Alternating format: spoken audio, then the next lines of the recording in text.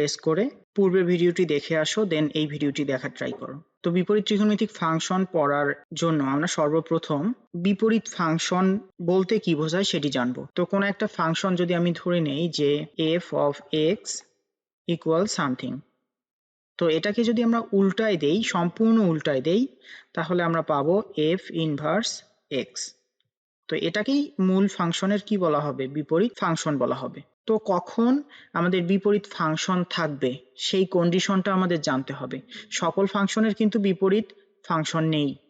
কোন কোন ফাংশনের বিপরীত ফাংশন আছে সেই কন্ডিশনটা আমরা আজকে শিখব। তাই আমাদের টপিকের নাম হচ্ছে conditions for existence of inverse function.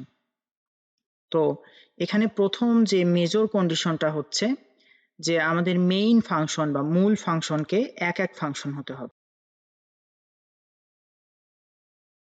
আমরা যদি মূল ফাংশনকে এক এক ফাংশনে রূপান্তর করতে পারি তাহলে সেই ফাংশনের অবশ্যই বিপরীত ফাংশন আমরা পাবো। তো এক এক ফাংশন আমরা কোনগুলোকে বলি? ধরো তোমার এই সেটটা হচ্ছে ডোমেনের সেট এবং এই সেট হচ্ছে কোডোমেনের সেট। তো আমরা ডোমেনের উপাদানগুলো নিলাম x y z, কোডোমেনের উপাদানগুলো নিলাম a b c।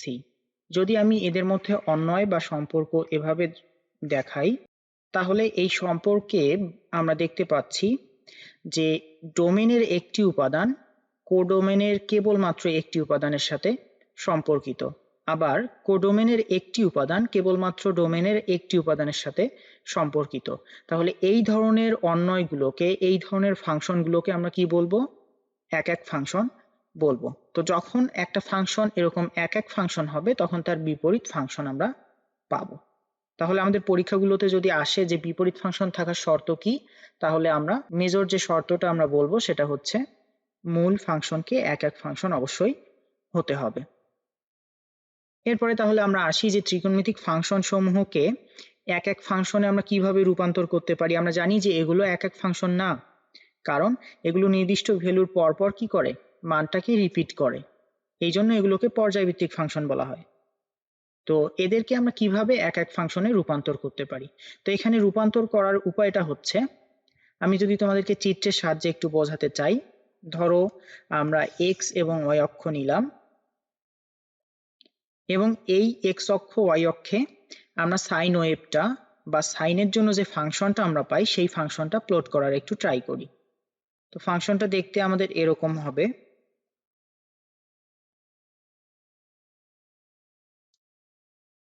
তো দেখো, তুমি যদি এভাবে অগ্রসর হতে থাকো তাহলে এরকম করে অসীম পর্যন্ত তুমি একটা পর্যায়ভিত্তিক ফাংশন পাবা। তো এই ফাংশনটাকে যদি আমি এই যে -π/2, আমরা জানি -π/2 তে এটার সর্বনিম্ন ভ্যালু হয় সেটা হচ্ছে -1। তো এই -π/2 তে আমরা কেটে দিলাম, আবার কি করলাম, আমি π/2 তেও কেটে দিলাম ফাংশনটাকে। তাহলে দেখো এই অংশের ভিতরে কিন্তু তুমি y এর ভিন্ন ভিন্ন সকল মান পাবা, কখনোই একই মান তুমি পাবা না। তাহলে এইটার ভিতরে কি হয়ে গেছে? এখন আমাদের ফাংশনটা এক এক ফাংশনে রূপান্তর হয়ে গেছে। এই জন্যই আমরা কি করি, ত্রিকোণমিতিক ফাংশনগুলোর বিপরীত ফাংশনকে বা বিপরীত ত্রিকোণমিতিক ফাংশনকে ডিফাইন করার সময় নির্দিষ্ট একটা সীমা বলে দেই যে এই সীমার মধ্যে হলে আমাদের ফাংশনটা এক এক ফাংশন হবে, সুতরাং তার বিপরীত ফাংশন এক্সিস্ট করবে। তো এভাবে আমরা সীমানাস বা সীমা সেট করে দিয়ে কি করব, ত্রিকোণমিতিক ফাংশন সমূহকে এক এক ফাংশনে রূপান্তর করব। এখন আসো ত্রিকোণমিতিক ফাংশন সমূহের বিপরীত ফাংশন আমরা চিত্র সহ বুঝে বুঝে নির্ণয় করার ট্রাই করি। তো দেখো, প্রথমে আমরা যে ফাংশনটা নিয়েছি সেটা হচ্ছে f of x equal sin x, এবং এটা কোন রেঞ্জের মধ্যে একটা এক এক ফাংশন হবে সেটা দেওয়াই আছে যে -π/2 থেকে π/2। তো আমরা যদি এখানে আবারও একটু গ্রাফটা আঁকি, আমি y অক্ষ বরাবর 2 ঘর সমান 1 একক নিলাম, তাহলে নিচের দিকে ফাংশনটা এরকম দেখাবে, এরকমটা। তো এখন যদি আমরা এই যে π/2 যার ঋণাত্মক মান যদি আমরা নেই তাহলে এই লাইনটা পাবো, আবার আমি যদি π/2 নিই তাহলে এই লাইনটা পাচ্ছি। তো এখন আসো এই স্থানাঙ্কগুলো আমরা একটু বের করার ট্রাই করি।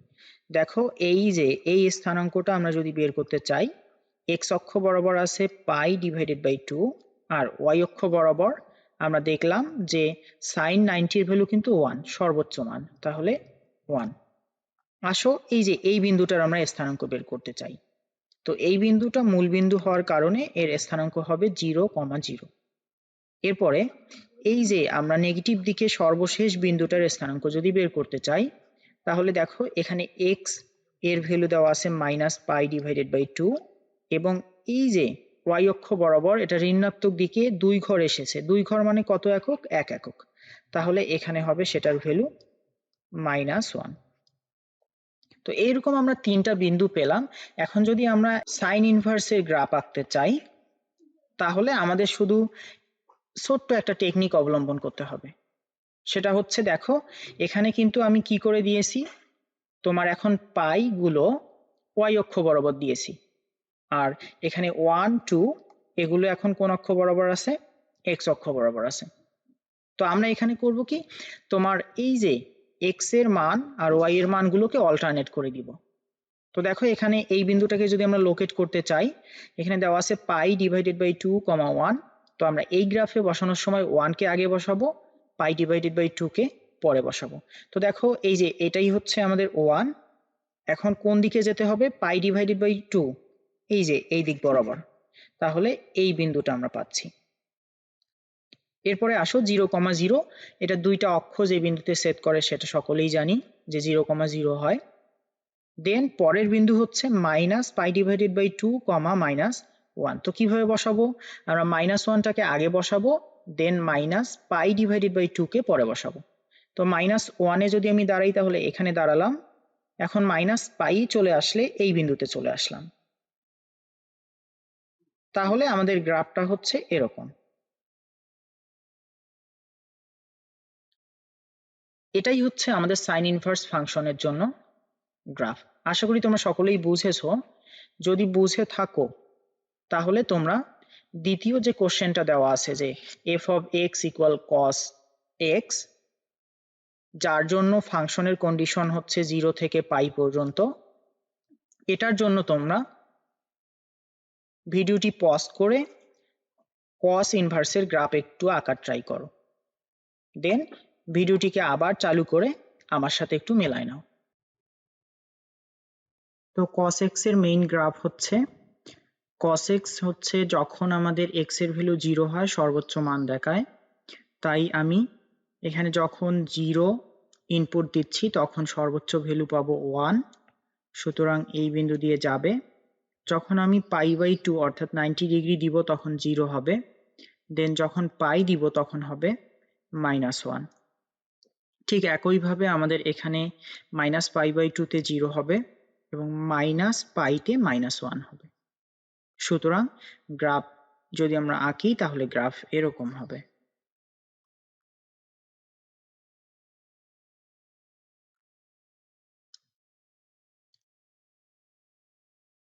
তো এই গ্রাফটা কখন আমাদের এক এক ফাংশন হবে? যদি আমরা 0 থেকে পাই পর্যন্ত নিই, অর্থাৎ এটা হচ্ছে আমাদের x এর ভ্যালু 0 আর এখানে হচ্ছে x এর ভ্যালু পাই। তো এই ভ্যালুতে আসলে আমরা এই ফাংশনটাকে এক এক ফাংশন হিসেবে বলতে পারি। সুতরাং এইটুকুর জন্য আমরা কি পাবো? বিপরীত ফাংশন পাবো। তো এইটুকুর জন্য আমাদের বিপরীত ফাংশন হবে cos ইনভার্স x। এবং এখন আমরা এই পয়েন্টগুলোকে লোকেট করার ট্রাই করি। দেখো এই প্রথম পয়েন্টটার জন্য আমাদের স্থানাঙ্ক হবে 0,1। দেন দ্বিতীয় পয়েন্ট অর্থাৎ মিডিল পয়েন্টের জন্য আমাদের স্থানাঙ্ক হবে পাই ডিভাইডেড বাই 2, 0। পরের বা অর্থাৎ লাস্ট পয়েন্টের জন্য যদি আমরা স্থানাঙ্ক খুঁজি তাহলে সেটা হবে পাই, -1। সুতরাং এই পয়েন্টগুলোকে আমরা উল্টো করে এই গ্রাফে বসিয়ে দিব। প্রথম পয়েন্টকে যদি আমরা বসাই তাহলে আমাদের বসাতে হবে 1, 0। তো এক্স অক্ষ বরাবর আমি 1 আগাবো, ওয়াই অক্ষ বরাবর 0 বসাই দিব। দেন আমরা এই পয়েন্টকে যদি প্লট করতে চাই তাহলে 0, পাই বাই 2 বসাতে হবে। তো আমি যখন x এ 0 তে দাঁড়াইছি তখন আমাকে π/2 তে যেতে হবে, অর্থাৎ এই পয়েন্ট। এরপরে আমরা আসবো কোথায়? π-1 দেওয়া আছে, সুতরাং -1 বসিয়ে তারপর পাই বসাবো, অর্থাৎ -1 এখানে এবং পাই হচ্ছে আমাদের এই জায়গায়।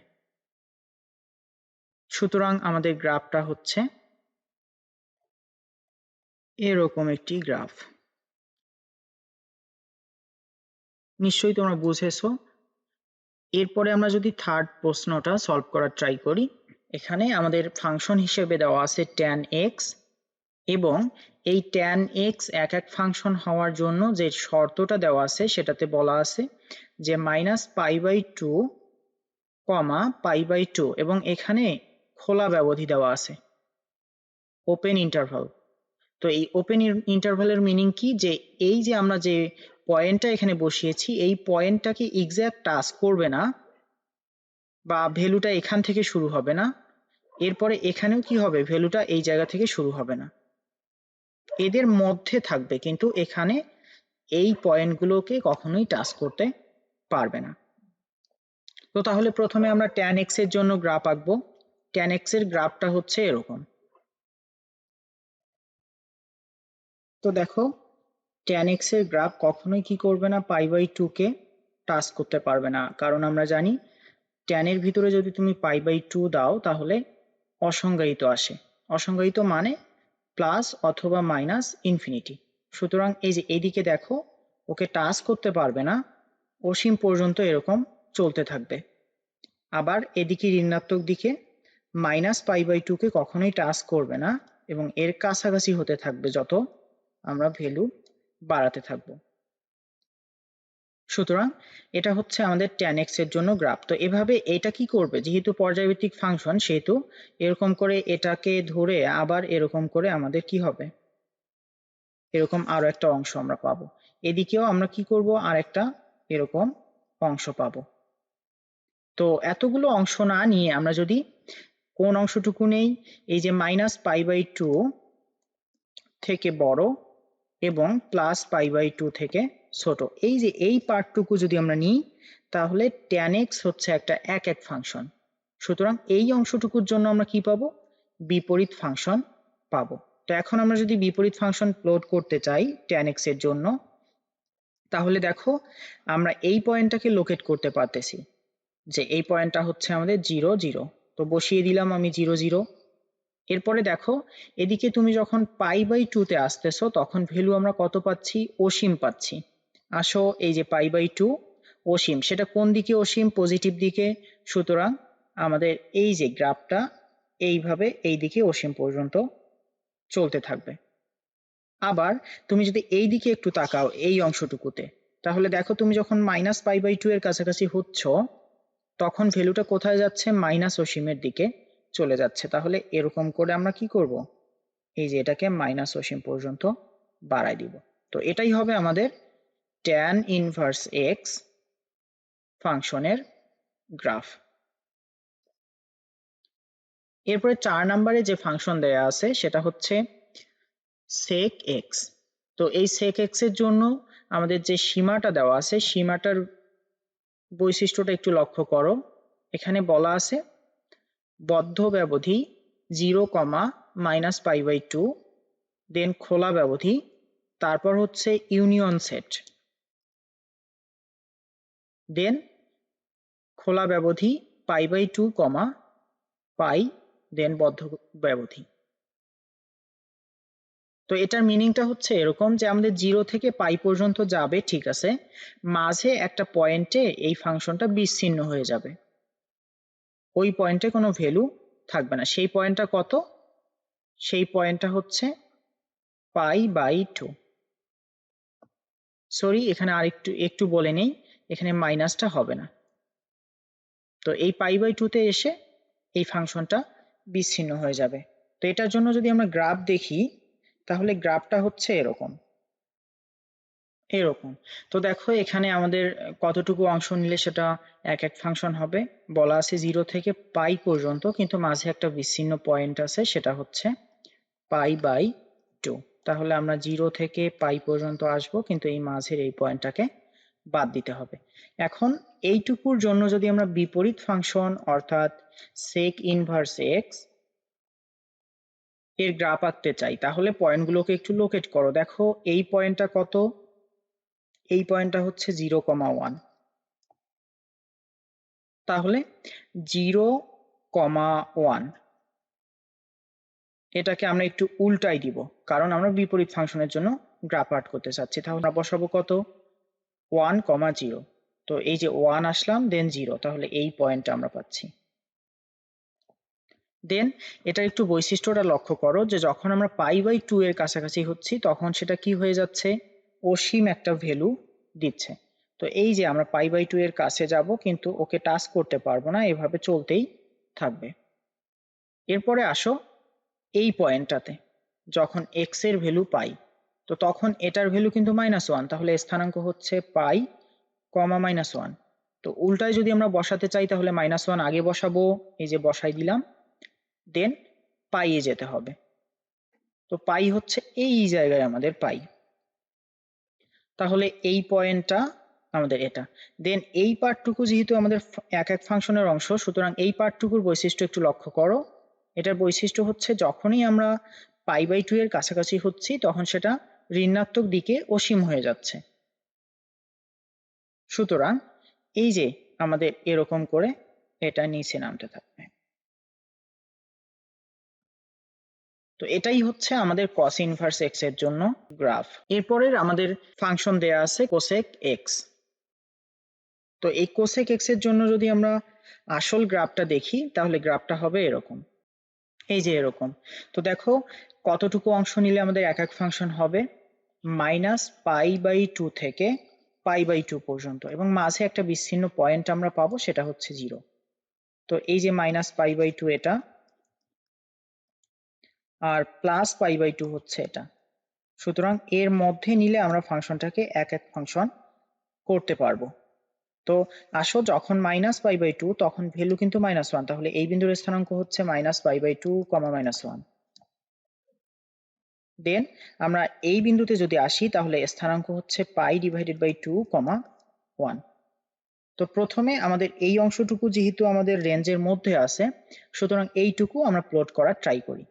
তো এই বিন্দুকে প্লট করার জন্য আগে বসাতে হবে -1, দেন -π/2। আসো -1 এ চলে আসলাম, দেন -π/2 হচ্ছে এই পয়েন্টে, আমরা পয়েন্টটাকে লোকেট করতে পারছি। এরপরে এই অংশটুকুর বৈশিষ্ট্যটা একটু লক্ষ্য করো যে যখন আমরা 0-র কাছাকাছি হচ্ছি তখন সেটা ঋণাত্মক দিকে কি হয়ে যাচ্ছে, অসীম হয়ে যাচ্ছে। ঋণাত্মক দিকে যদি অসীম হয় তাহলে এই যে দেখো 0-র কাছাকাছি যাচ্ছি, ঋণাত্মক দিকে এটা এইভাবে চলতেই থাকবে। এরপরে আসো এই যে এদিকের এই অংশটুকুর জন্য আমরা গ্রাফ আঁকি। তো এই বিন্দুটাকে উল্টায় যদি বসাতে চাই তাহলে 1, π/2 বসাতে হবে। তো 1 হচ্ছে এই জায়গায়, π/2 হচ্ছে এই জায়গায়, তাহলে এটাই হচ্ছে আমাদের পয়েন্ট। তো এখন এই দিকের এই যে বাম দিকের অংশটুকুর বৈশিষ্ট্য লক্ষ্য করো, যখন আমরা 0-র কাছাকাছি হচ্ছি তখন সেটা পজিটিভ দিকে অসীমে চলে যাচ্ছে। সুতরাং গ্রাফটা হচ্ছে এরকম যে আমরা 0-র দিকে আসতেছি কিন্তু টাচ করতে পারতেছি না, অসীম পর্যন্ত এভাবে চলে যাচ্ছি। তো এটাই হবে আমাদের cosec ইনভার্স x এর জন্য গ্রাফ। তো এরপরে 6 নম্বরে যে ফাংশনটি আছে সেটি হচ্ছে cot x। তো এটার জন্য গ্রাফ কি রকম হবে, কন্ডিশন কি রকম হবে, এটা তোমরা নিজেরাই ট্রাই করিও। যদি তারপরেও কোনো প্রবলেম ফেস তাহলে আমাদের কমেন্ট বক্সে জানিয়ে দিও, আমরা পরবর্তীতে এটার সলিউশন আপলোড দেওয়ার ট্রাই করবো ইনশাল্লাহ। তো আজকের এই ভিডিও থেকে তুমি যদি সামান্য উপকৃত হও তাহলে আমাদের চ্যানেলটিতে সাবস্ক্রাইব করো এবং বেল বাটনে ক্লিক করে রাখো যেন পরবর্তী ভিডিওগুলো তুমি আপলোড করার সাথে সাথে পেয়ে যাও। সকলকে ধন্যবাদ।